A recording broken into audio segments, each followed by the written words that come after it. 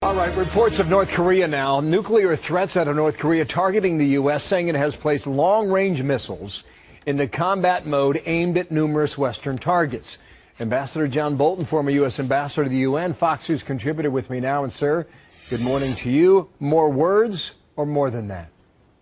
Well, I think the threat to use missiles against targets in the United States like Alaska, Hawaii, or bases like in Guam or Okinawa is probably remote as of this moment. But make no mistake, the North Koreans are getting closer to making those threats a reality, and their ability to hit closer targets in Japan or South Korea can't be dismissed. I think the most immediate concern is that with all this belligerent talk, there is a risk of North Korea taking some provocative action, sinking a South Korean ship as they did a little over a year ago, or doing something that could get us very quickly into a larger confrontation. This is a very dangerous regime. It is not rational in our terms, and even though their more extravagant threats are not realistic, you have to take this kind of thing seriously. Let me pick up on the point you make, because they have threatened in the past and they have acted on those threats, especially when it comes to their South Korean neighbor down here across the 38th parallel, Japan off to the east. But specifically for Western targets, American targets, they've talked about Guam, they've talked about Hawaii, they've talked about certain Western American cities that we can show you on the map here in just a moment once it pulls up here. Whether you apply truth to this or not, Mr. Ambassador, it is fair to say that they cannot take a nuclear warhead and put it on a rocket. But they can take a long-range rocket and perhaps, aim at Anchorage or Seattle, or more likely out here, Honolulu, Hawaii, or Guam. Is that the more likely scenario when it comes to the United States? Well, I think that is possible now. Now, people say, well, why would they do anything so foolish? The United States would retaliate overwhelmingly. It would be a disastrous mistake for South Korea to do it. That's only if you think North Korea's leadership is just as rational as we are.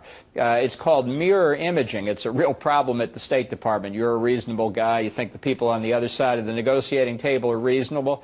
Not necessarily. And it's the kind of Hitler in the bunker mentality that has pervaded the North Korean leadership's thinking over the years that really should worry us. It shows why the continuation of the regime itself in North Korea is a problem that we need to be addressing really just as much as the nuclear capability they're seeking. And we've addressed this too just in the past 10 days or so. I mean, this is a long-range missile, animation here behind us here from North Korea. If that were to launch, we have just taken more anti-missile batteries and moved them now to the West Coast. Initially, they had been planned. They were canceled by the current administration, and now they have reversed course. Would that serve logic in order to prevent a possible hit on the western part of the U.S.?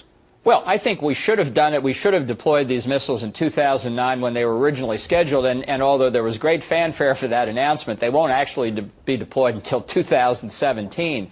But it's intended to protect innocent American populations against this kind of threat from rogue states. It's why we need a much more robust national missile defense capability than the Obama administration's planning, and we need, as our military has done, overflying North Korea recently, to have the capability to respond, to try to deter this irrational regime. But it's not a place we should want to be. I think our objective here should be the elimination of the North Korean regime, the peaceful reunification of the peninsula. We've said that's our policy since 1945. We need to act on it. One more point here. They shelled an island 3 years ago, killed 4 people. They're responsible for killing 46 sailors when they sank a South Korean naval ship.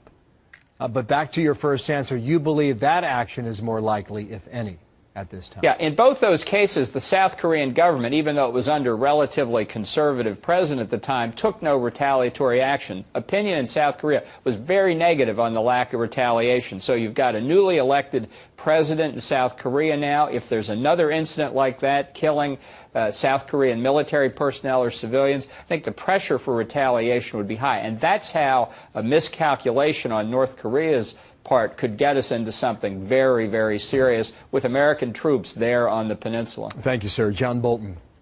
Mr. Ambassador from Washington. The North Korean video shows the White House in the crosshairs, the U.S. Capitol blowing up. The latest messages posted by the North Korean government online, a further sign of what the U.S. worries is an increasingly unpredictable Kim Jong-un, the North Korean leader who threatens war with the United States and South Korea.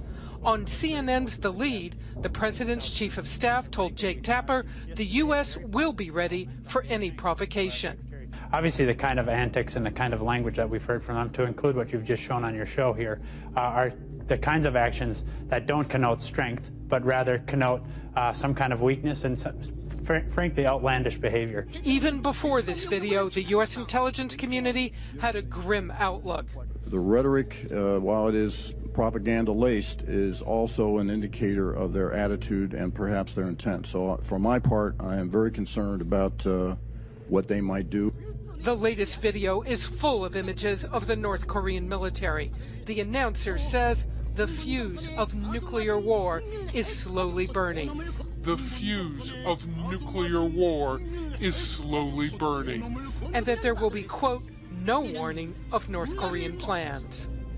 The sheer threat that they would openly threaten a nuclear attack against the United States is problem enough.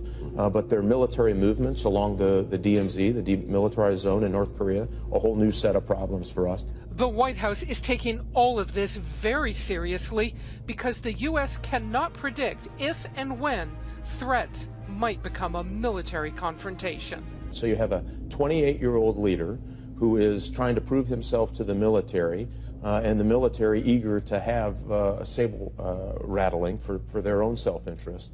And the combination of that is proving to be very, very deadly.